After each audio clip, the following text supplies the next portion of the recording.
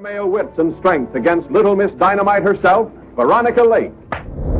He wasn't supposed to be a star. She was told to lose weight.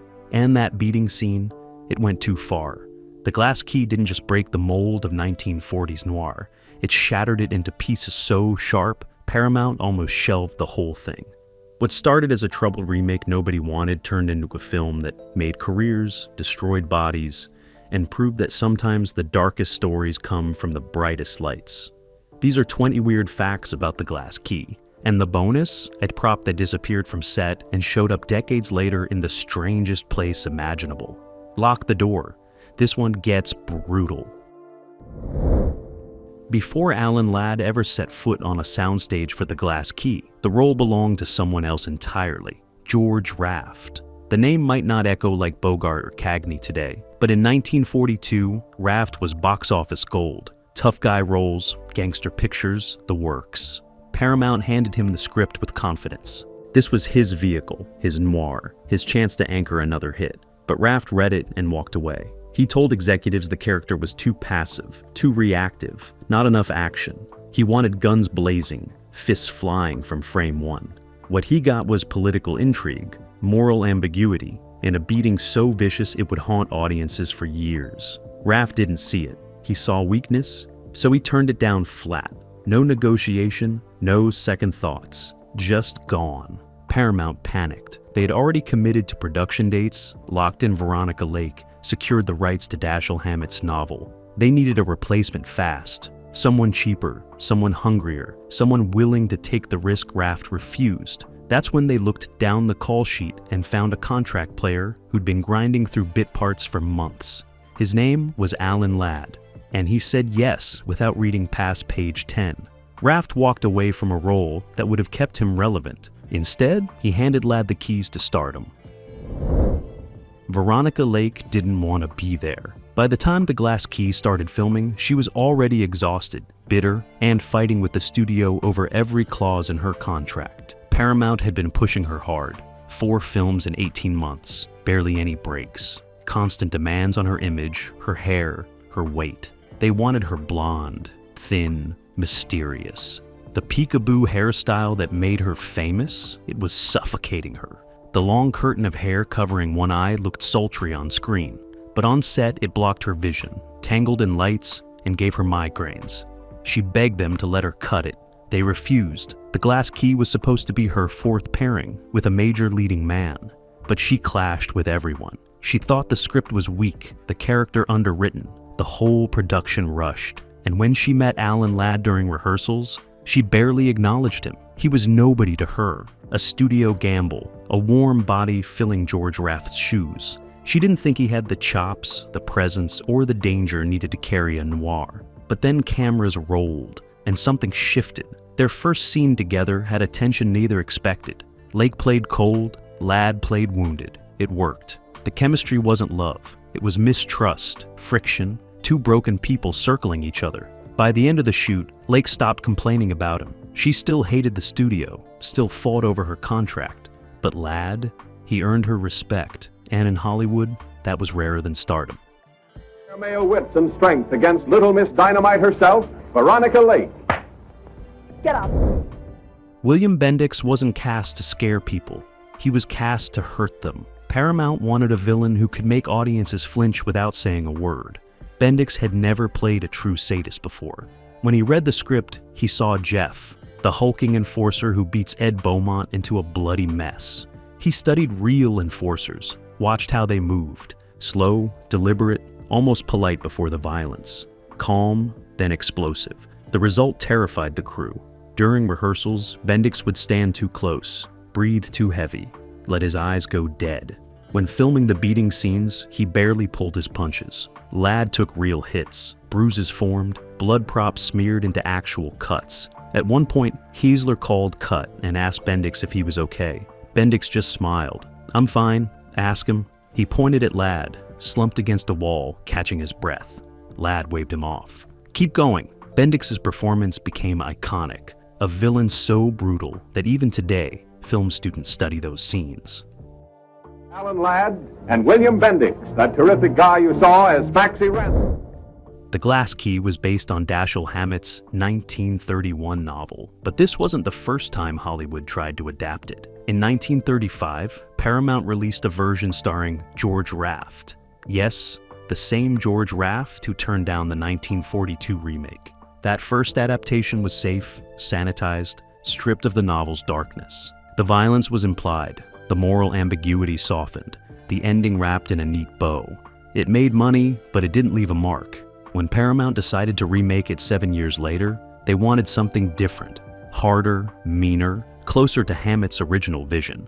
The problem was Hammett himself. By 1942, he was drinking heavily, battling writer's block, and distancing himself from Hollywood. He'd already given them The Maltese Falcon, which John Huston turned into a masterpiece. He didn't care what they did with The Glass Key. He never visited the set, never consulted on the script, never even watched the finished film. Years later, when asked about it, he reportedly said, "They paid me. That's all I needed." But the irony is brutal. Hammett wrote one of the most violent, morally complex crime novels of the 1930s, and the 1942 adaptation is the one that finally honored it. Not because he helped, but because he stayed away. Sometimes the best thing a writer can do for their work is let someone else make it bleed. Stuart Haisler wasn't supposed to direct The Glass Key. He was third choice. The studio first approached Frank Tuttle, a veteran who'd worked on crime pictures before. Tuttle read the script and passed. Too dark, he said. Too violent for wartime audiences. They needed escapism, not brutality. Next up was Lloyd Bacon, a reliable studio workhorse. He took meetings, asked for changes, then walked when Paramount refused to soften the beating scenes. That's when Haisler got the call. He was known for tight budgets, fast schedules, and no complaints. He wasn't flashy, wasn't an auteur, just a craftsman who showed up and did the work. But Haisler saw something in The Glass Key that others didn't. He saw loyalty tested under violence, friendship turned into betrayal, and a hero who survives not because he's strong, but because he refuses to quit. Haisler didn't want spectacle. He wanted suffering. So he shot the film like a vice tightening. Tight frames, claustrophobic rooms, shadows that swallowed the characters. He rehearsed the beating scene for days, mapping out every punch, every fall, every moment of pain. He told Ladd and Bendix, "I want the audience to feel this, not just see it, feel it," and they delivered. Haisler never became a household name, never won an Oscar, never got the prestige projects, but The Glass Key remains his masterpiece. A film that proves sometimes the best directors are the ones who know exactly how much darkness an audience can take, and then push them just a little bit further. The beating scene almost got the film banned. Not by censors, by audiences. During the first test screening in Burbank, the scene where Bendix's character Jeff repeatedly pummels Ladd's Ed Beaumont lasted nearly 4 uninterrupted minutes. No music, no cutaways, just fists, blood, and Ladd's increasingly broken face. Halfway through, people started walking out. Not a few, dozens. The lobby filled with viewers who couldn't take it. Some were angry, some were nauseated, others just shaken. Paramount executives watched the exodus and panicked. They pulled Haisler aside after the screening and demanded cuts. Trim it down, soften it, add music to distract from the violence. Haisler refused. He argued that cutting the scene would gut the film's entire purpose. This wasn't gratuitous violence, it was necessary. The story hinged on Beaumont's loyalty, his refusal to break even under unbearable pain. If you cut the pain, you cut the character. The studio pushed back. They threatened to take the film away from him, re-edit it themselves, or shelve it entirely. Haisler stood firm. He offered one compromise. They could trim 15 seconds. Not from the beating itself, but from the aftermath. A few frames of Ladd struggling to stand, catching his breath. That's it. The studio took the deal, reluctantly. The second test screening had similar walkouts, but this time the audience that stayed, they were riveted. They talked about it, argued about it, couldn't stop thinking about it. Word of mouth spread. The beating scene that almost killed the film became the reason people bought tickets. Scandal on Wake Island. Alan Ladd was terrified, not of the role, not of the violence, but of Veronica Lake's height. Lake stood 5'2". Ladd clocked in at 5'6". In Hollywood terms, That was a problem. Leading men were supposed to tower over their co-stars, project dominance, own the frame. Ladd couldn't, and he knew it. During their first wardrobe test, the height difference became painfully obvious. Lake wore flats, Ladd wore lifts, and still they looked like siblings, not romantic leads. The studio solution? Platforms, boxes, and creative camera angles. In almost every scene they share, Ladd is standing on something. A hidden riser, a stack of boards, sometimes just a thick rug. Lake had to position herself lower, sit more often, or stay in the background while Ladd stood elevated in the foreground. It was exhausting, awkward, and made every setup take twice as long. But Lake never complained. She understood the game. She'd been fighting her own battles with the studio over weight, hair, and image. If standing on a box helped Ladd sell the character, fine. She had bigger problems. The irony is that their height difference actually worked for the Glass Key. Ed Beaumont wasn't supposed to be imposing. He was a fixer, a thinker, a man who survived on wit, not muscle. And Lake's Janet Henry was cold, untouchable, always slightly out of reach. The physical dynamic, born from insecurity and studio manipulation, created a tension that made the film unforgettable. Sometimes the flaw is the feature. Get out of my way, you cheap crook. The Glass Key had a secret weapon, Victor Young. By 1942, Young had scored dozens of films, but The Glass Key presented a unique challenge. Hazler wanted minimal music. Don't tell the audience how to feel, let them sit with the discomfort. Young composed one of the sparest, most unsettling scores of the era. Long stretches of silence broken only by single instruments. A lone trumpet for isolation, low bass for dread, sharp piano stabs during violence. During the beating scene, Young's score drops out entirely for over 2 minutes. Just fists hitting flesh, Bendix's breathing, Ladd's grunts. It was a massive risk for 1940s audiences used to music guiding their emotions. Some critics hated it. Others recognized they'd made a noir that felt real, not stylized.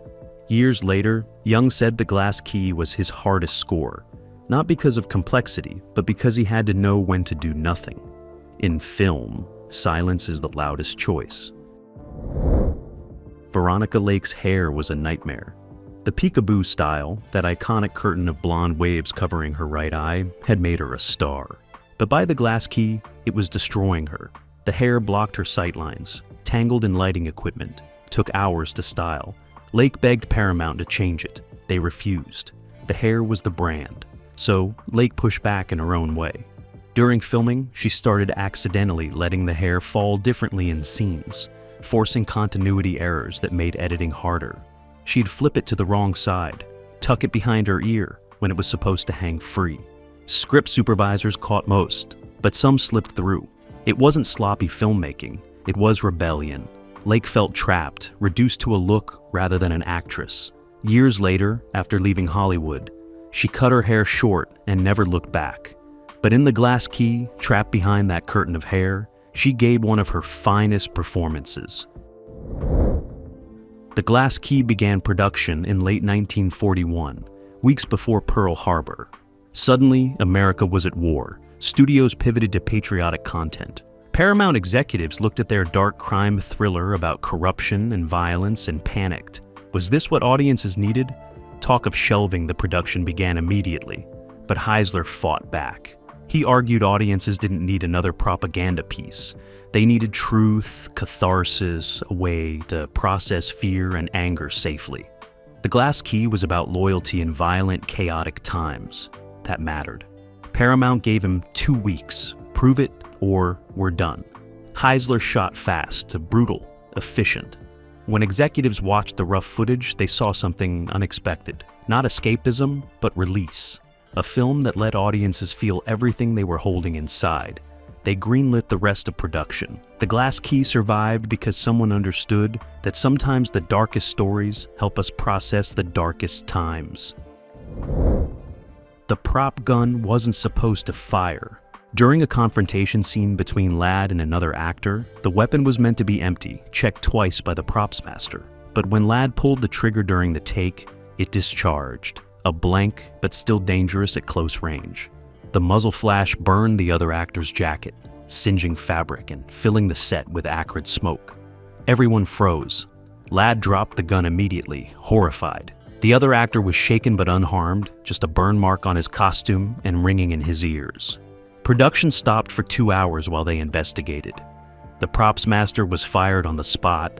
New protocols were implemented, triple-checking every weapon before each take. But the damage to Ladd was psychological. For the rest of the shoot, he refused to use any prop gun without personally inspecting it first, even if it delayed filming. Heisler didn't fight him on it. After Pearl Harbor, after the beating scenes, after everything, nobody wanted another accident. The gun incident became a ghost that haunted the set. Crew members walked more carefully, double-checked everything, treated every prop like it could explode. In a film about violence and betrayal, real danger had crept in, and it made everyone realize they weren't just making a movie about brutality. They were living it.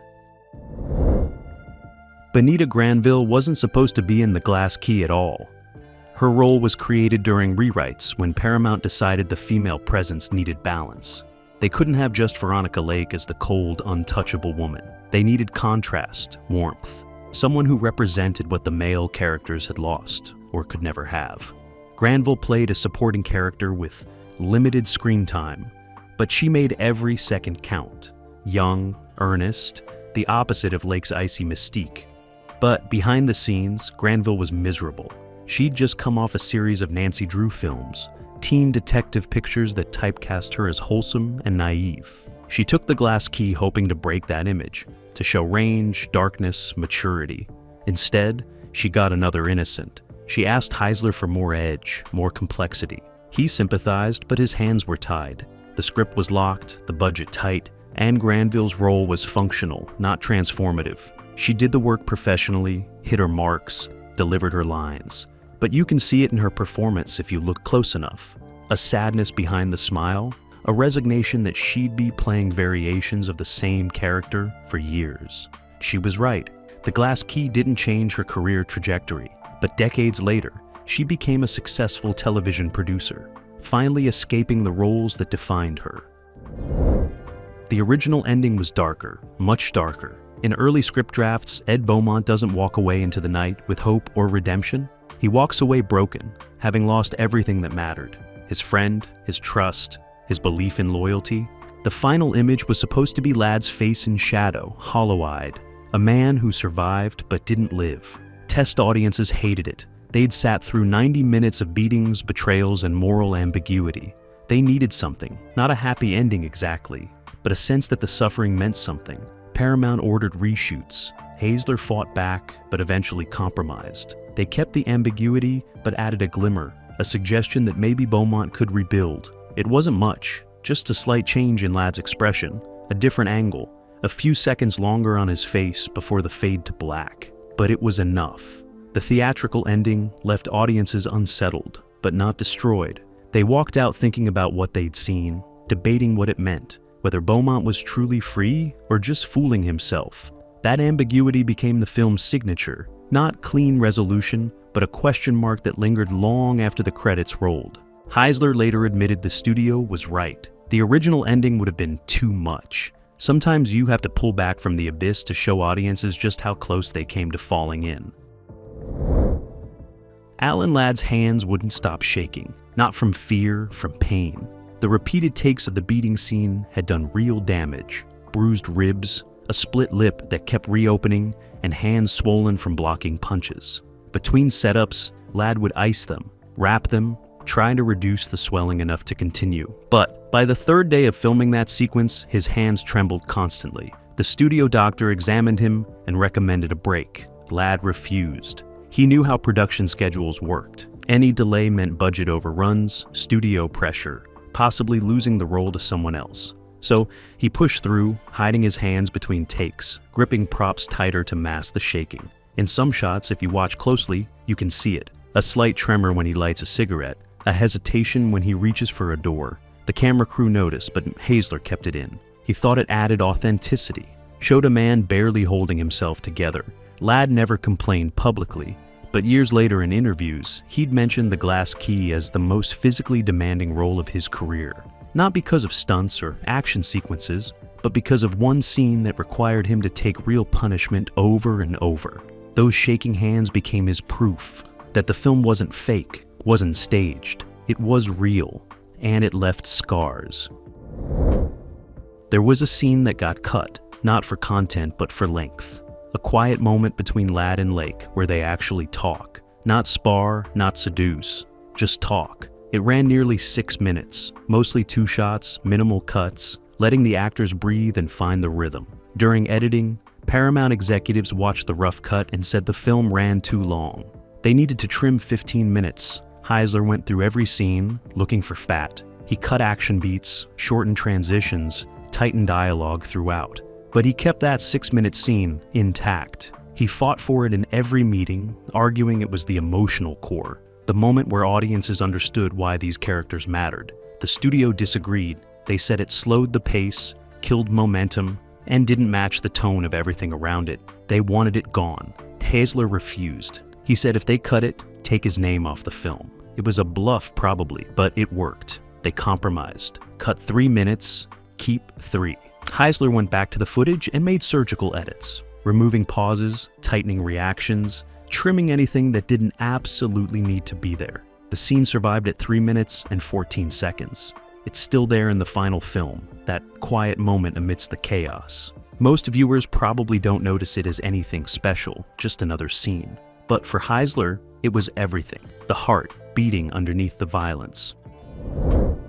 William Bendix became the role, too much. After weeks of playing Jeff the sadistic enforcer, he started carrying that energy off set. Not violently, but in his demeanor, quieter, more intimidating, less friendly with crew members. People started avoiding him at lunch, giving him space, treating him differently. Bendix noticed but didn't know how to turn it off. He'd spent so long inhabiting that darkness, finding that character's pleasure and cruelty, that it seeped into him. One night after shooting, he was driving home and got cut off in traffic. His immediate reaction was rage, pure and disproportionate. He followed the other car for 3 blocks before catching himself, realizing what he was doing. He pulled over, sat in his car, and cried. The role was changing him, and he couldn't stop it. He went to Heisler the next day and asked to talk. He explained what was happening, how Jeff was bleeding into his real life. Heisler listened and then gave him advice. After each day of shooting, do something completely opposite. Go home, play with your kids, read comedy, watch cartoons, actively push Jeff out. Bendix took the advice seriously. Every night after filming, he'd spend an hour doing something gentle, kind, soft. Slowly, he found his way back. But the glass key taught him a dangerous lesson. Some roles don't stay on set. They follow you home, wait in your car, whisper in quiet moments. And you have to fight them just as hard as you fought to create them. The Glass Key almost had a different title. Paramount wanted to call it The Political Racket, thinking it sounded more commercial, more exciting, more clear about what audiences were getting. Heisler and the writers hated it. The Glass Key was a metaphor from Hammett's novel, representing something fragile and precious that opens doors but can shatter at any moment. It was poetic, mysterious, perfect for noir. But the studio insisted. They tested both titles with focus groups. The Political Racket scored higher in awareness and interest. People knew immediately it was a crime film about corruption. The Glass Key confused them. They didn't know what it meant, didn't connect it to the genre, and some thought it might be a mystery or even a fantasy film. Armed with that data, executives pushed harder for the change. Heisler made one last argument. He said the confusion was the point. The Glass Key sounds delicate, beautiful, wrong for a violent crime film.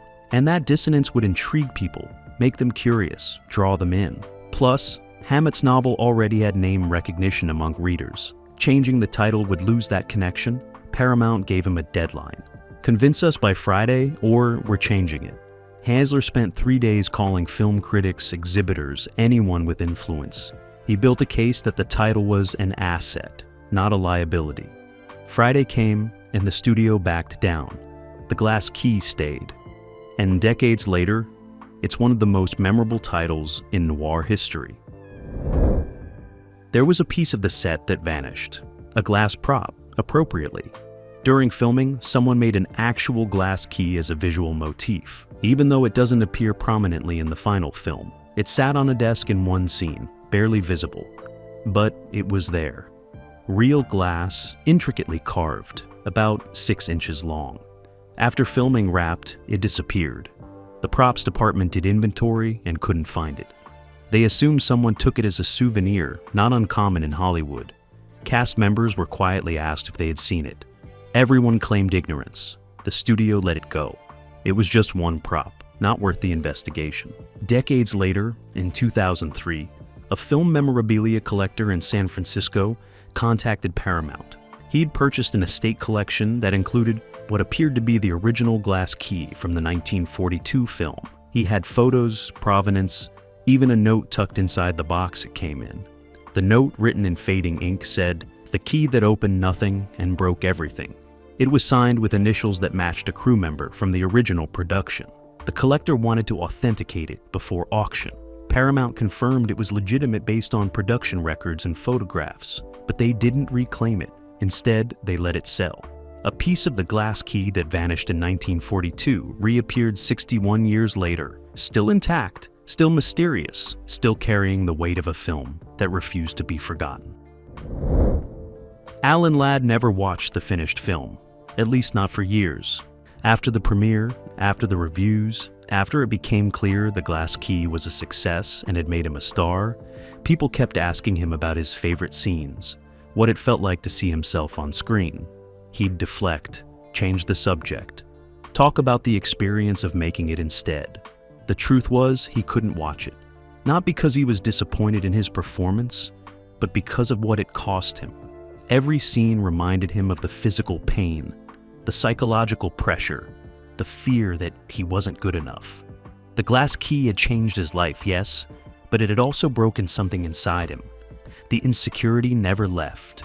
Even as he became one of Hollywood's biggest stars, booking role after role, he carried the ghost of being second choice, the guy who got lucky because George Raft said no.